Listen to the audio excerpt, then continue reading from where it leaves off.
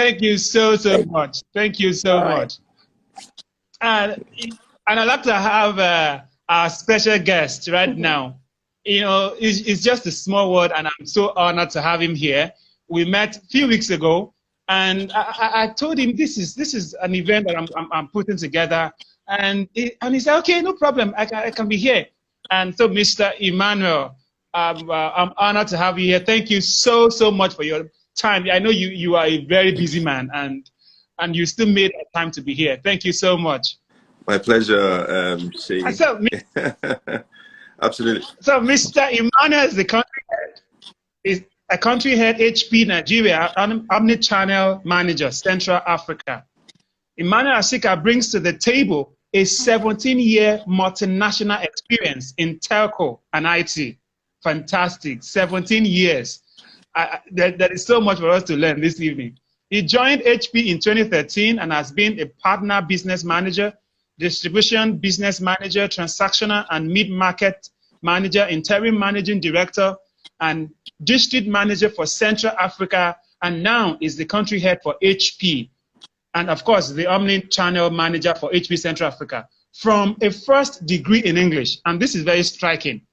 You know, first degree in English and of course, 17 years in telco and IT. You know, there's something you need to tell us, sir. There's something that we need to know from English to IT. Of course, so from a first degree in English, Emmanuel has added an MBA from Warwick Business School and a stint in Harvard Business School studying building businesses in emerging markets to his academic accomplishments. While Emmanuel has been a recipient of numerous academic, business, and country awards, he considers his greatest accomplishment to be his commitment and passion to Nigeria and the continent. Thus, he is at the forefront of driving sustainability initiatives that address digital inequality, diversity and inclusion, and better opportunities for the underprivileged. And this is so true because of where we met. And I thank you so much for your commitment to sustainability initiatives. We you know, for our viewers, we met at HP Mentor a Teacher. You know, so there's a program that is currently going on, and it's a mentor a teacher program, and he is a major stakeholder in that program. And when I met him, I said, you know, people need to hear him. My followers the Nigerian teachers need to hear more about you. And then you gave us an interesting story. And I don't know if you can start with that story about your mom being a teacher, and probably that's what drives you to what you do right now. So, ladies and gentlemen, please, I'd like to welcome Mr. Emmanuel Asika. Thank you for being here this evening, sir. Thank you so much. Over to you, sir. Thank you so much, Shay. I think I'm in very privileged company. I don't consider myself to be, a teacher, a professional teacher, and I give kudos to teachers. And like you said, and of course I should add, first of all, thank you so much for what you're doing, Shay. I think it's great that you are, investing in this very worthy cause and worthy initiative. One of the things I said when we were in Abuja the last time was that, look, I mean, if we begin to talk about some of the maladies and the stuff that's going on in Nigeria, the negatives and the challenges, we will probably never have time to do anything, you know. However, I would usually side with people who are willing to light a candle in the dark, irrespective of the challenges, you know. And I know that it is important to have the conversation of how we change the country, because, you know, some of the things that you mentioned about the incompetences in the teaching profession is just a subset of the entire failures that we have had as a nation. So it really just carries on into so many, sectors. All right. But again, I am really honored to have people like you, people like KK, like Toyin, who are irrespective of the challenges, irrespective of the issues we have. And I'm sure that they're doing stuff in their own little way, but they are actually trying to invest in this very key part of our community, and that's teachers. I love teachers, like I mentioned, and it's one of the reasons it's not far-fetched. I was born by a teacher, and you know, I have never underestimated the value and the depth of what they do. it's far-reaching. I've seen, you know, I was introduced to a community. My family was no longer just nuclear. My mother was a mother for thousands of people, hundreds and thousands of people. I said the last time in Abuja that, because I grew up in Kaduna in the north, she was called Mama Nyara, which is a mother of 4 children. It was not just a profession for her, even though she was a professional teacher. And I think that KK referenced this. It was a passion. It was what we call a calling for her. So it was not just you know, doing the regular work, which is part of it, but it's the fact that she knew that what she was doing was going to resonate in community, in society, in the nation at large. And I'd always say this, that whatever I am, any positives that I have as a person and an individual is all my mother's efforts, and all the negatives are completely mine, absolutely all mine. You know, so for me, it's a great opportunity here to be with you. I love the fact that we are talking about teachers and how to empower teachers. You know, because the multiplier effect for teachers, I mean, it's amazing. So one teacher, the sphere of influence, maybe 50, 100. You can imagine if you empower one teacher. I'm talking about with digital skills, with life skills, with soft skills. You know, empower a teacher to do their job better. You are indirectly affecting hundreds and thousands of people, and that has always been the concept and the goal for us. I'm also glad to be working with a company, representing a company that wants to be the most sustainable and the just technology company in the world. So we see this as absolutely crucial and pivotal, not just for CSR, but the fact that we're actually developing you know, a nation, you know, developing the future, you know, of humanity, of society as a whole. All right. So what I because I call myself a digital equity advocate. What we try to do is to add the digital side, you know, to teaching. The world is changing rapidly. For you to be able to be effective, you have to have digital. You have to have some digital skills to be able to talk to this new generation of students that you have. All right. So adding that to your already existing skills would make you even more effective. So we talk about the hybrid world now. So it's a combination of both online learning and in-person learning. How do you ensure that teachers have that ability to be able to communicate? You referenced the program that we are doing now, where we as meant to be the tech guys, we are mentoring teachers, and then you're wondering what's the connect. We are mentoring over 100 teachers so that they become digitally agile, all right? And then they will be able to pass on this to the students. And don't forget, some of the students are, like was also mentioned, are already digital natives. So how do you, all right, so that's the gap that we are trying to bridge. I am also taking this at a personal level. I know that in order for us to succeed, we need partnerships, we need collaborations. That's why I'm happy and glad to collaborate with you, Shay, just like we're doing with the 1 million teachers and the Girl Rising group, because we can do this, you know, on our own. As a company, one of the goals that we have is to ensure that we accelerate digital equity for 150 million people by 2030. So it's an ambitious goal. And I know that one of the foundations of doing this, one of the easy ways to do this is to focus on teachers, and that's why we're happy to work with teachers. We're doing lots of stuff, you know, not just in Nigeria but across Africa, across the world, and then we are focusing a lot on collaborations and partnerships, and that's why I'm here. That's why I'm happy to be here. It resonates not just with what I do in my company, but as a person personally, and that's why I'm at the forefront of this. Trust me, if you call me at any point in time, you can be sure that I'll be there. I'd love to partner, obviously, with KK, with Toyin, just to ensure that we are contributing our own quota, first and foremost for me, because I identify first as a Nigerian, and I do love my country, and I believe so much in my country, despite all that's going on at the moment. We want to contribute our own quota to see that we can light a candle in the dark. And it's a phrase that I love that I'm sure you know very well, which is we would like to, you know, create change one person at a time. It's just a small little seed that we need to sow.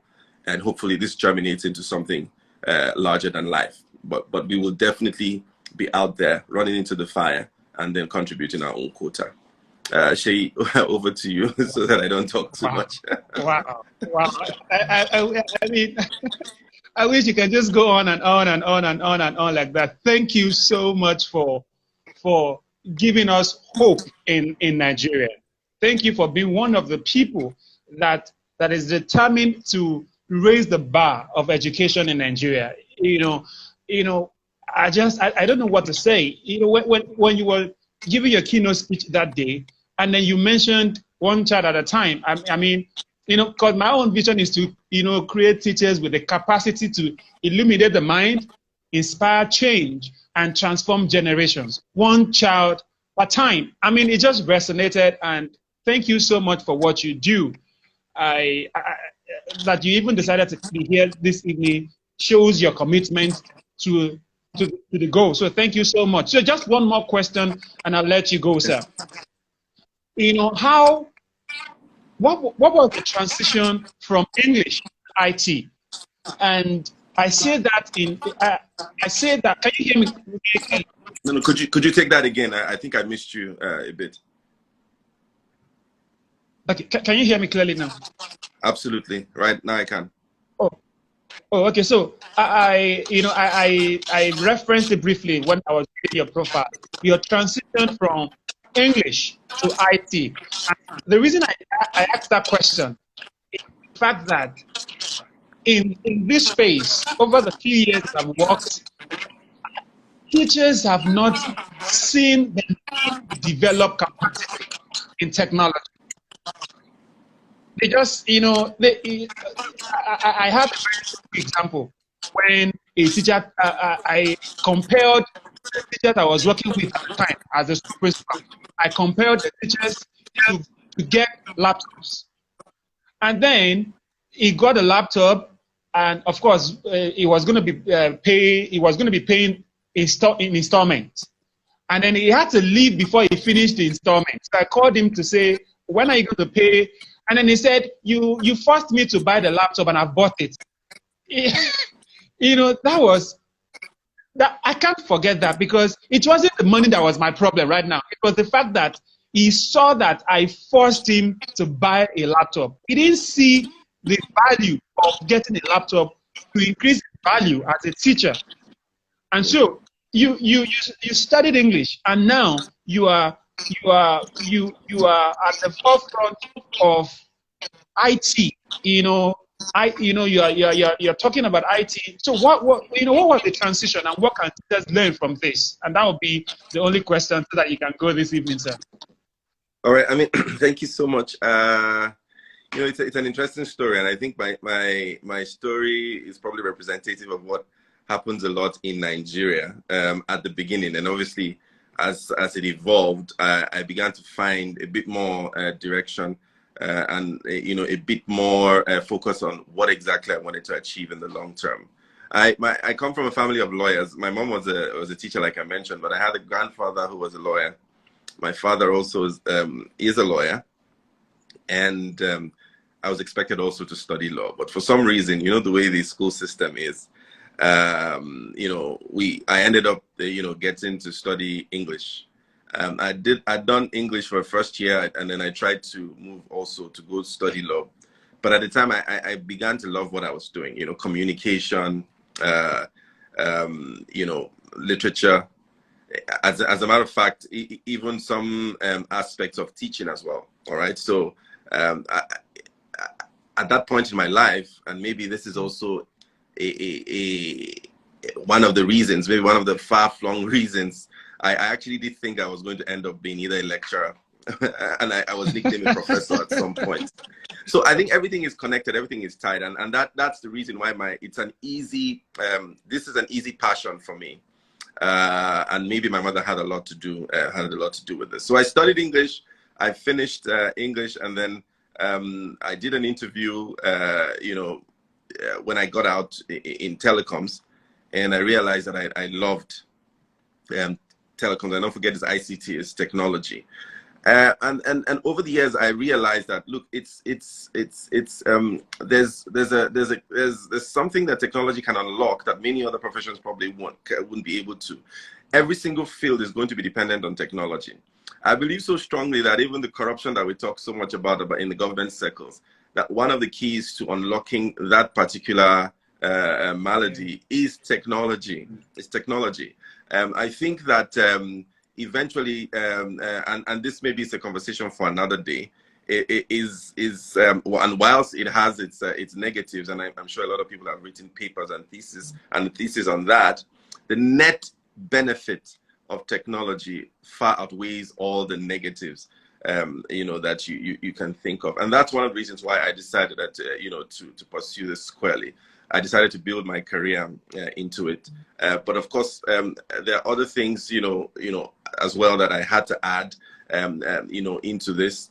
I also have a passion for Nigeria and for the continent, which is why when I had the opportunity to go into Harvard to study, a course, I did a course called Building Businesses in Emerging Markets. And of course, Nigeria is at the heart of the mint economies, if you know of that economic term.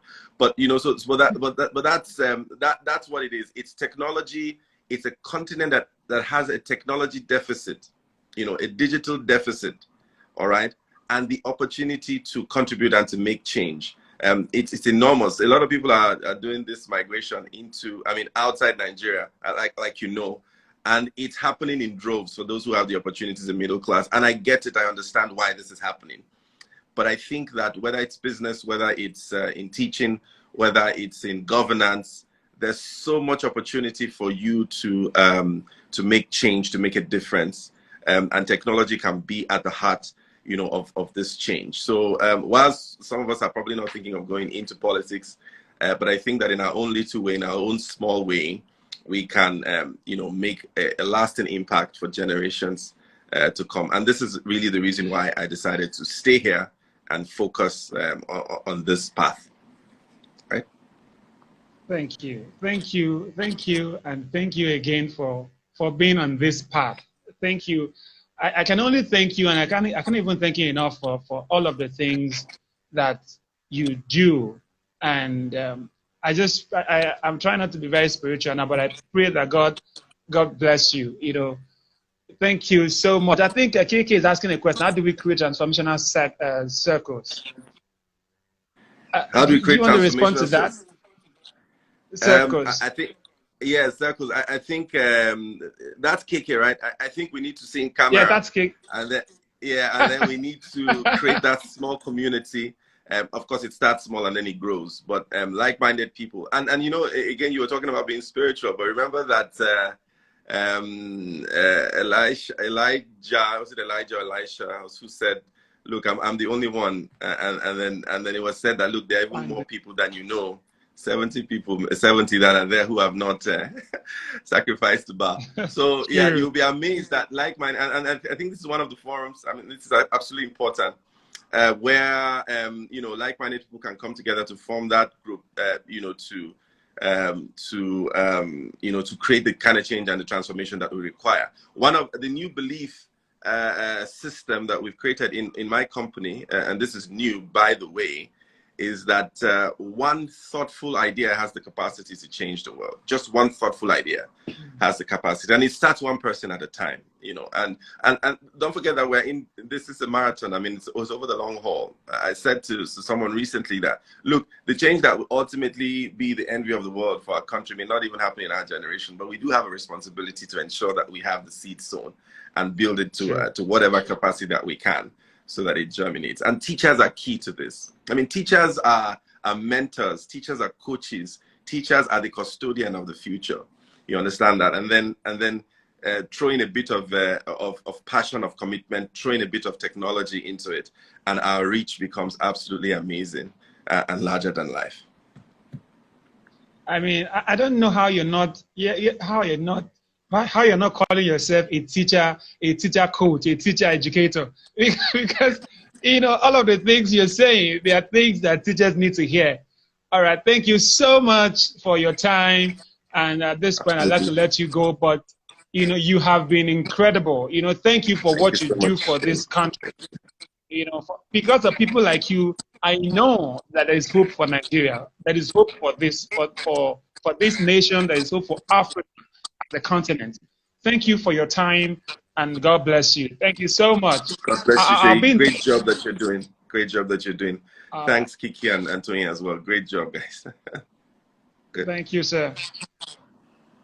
All right, man. I mean, this is interesting. I mean, I don't even know where to start. You know, so I know that teachers have that capacity to change. You know, teachers. You know, you like I referenced it when I was talking to KK the other time.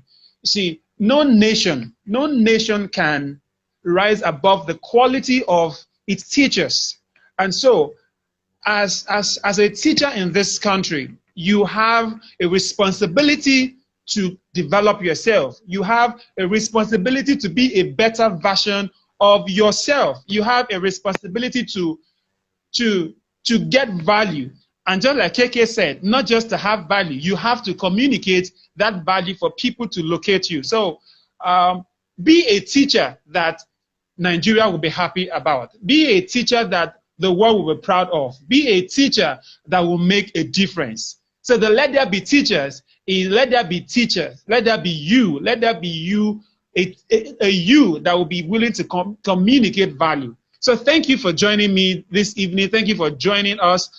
Thank you, KK.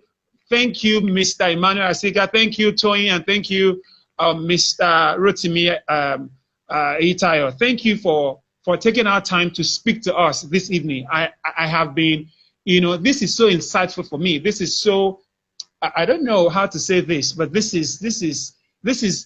calls for some sort of reflections. So I'll need to sit down and do some basic reflections and listen to this and watch this video again and again and get more nuggets about this. But so thank you, Mr. Emmanuel. Thank you, KK. Thank you, Mrs. Tony, and thank you, Mr. Rotimi. And thank you, our viewers, for joining us. This has been so insightful. Thank you for your time. Next week, we'll have Elvis Boniface. And, you know, we'll be talking about leveraging on technology. Okay, so today we have talked about the need for us to be digital. You know, you have to be technologically proficient. So Elvis will be talking to us about leveraging on technology next week. And of course, we will have loved to have Kemi Ogusanya, but for some reason she won't be available for next week. But there is need, you know, there is a need for teachers to also understand that we need to harness the social media platforms that we have. And so, but the conversations next week will be quite amazing. I'd like you to join me next week, Saturday, the same time, 5 p.m.